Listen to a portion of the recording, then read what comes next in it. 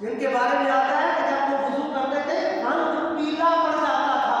پوچھا کہ عمر یہ کیا بات ہے تیرا رنگ کیوں سرخ پڑ جاتا ہے؟ فرمایا اے اللہ کے بندے تمہیں پتہ نہیں عمر اپنے رب کے سامنے کھڑا ہوا جاتا ہے. خوف میں خدا سے رنگ پیلا پڑ جائے.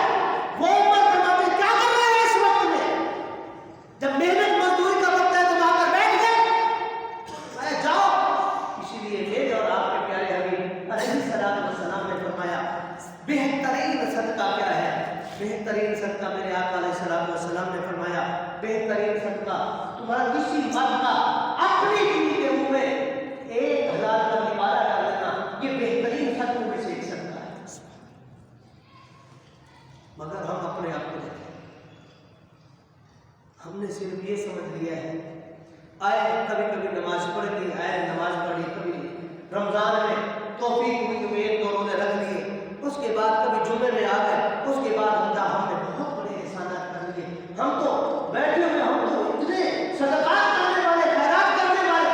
فرمایا نہیں, فرمایا اللہ تبارک و تعالیٰ تمہارے اعمال کی کثرت کو نہیں دیکھتے بلکہ ان اعمال کو دیکھتے ہیں جو اللہ کی رضا کے لیے کی ہے. اسی لیے اللہ تبارک و تعالیٰ سے دعا ہے کہ مالک کون خالق کائنات ہم سب کو رزق حلال کمانے کی توفیق عطا فرمائے.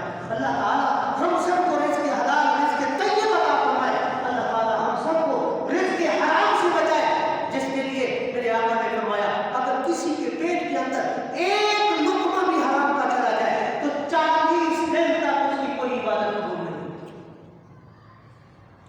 ایک لقمہ اگر پیٹ میں چلا جائے حرام کا 40 دن تک عبادت کوئی قبول نہیں ہوتی. تو پھر سوچئے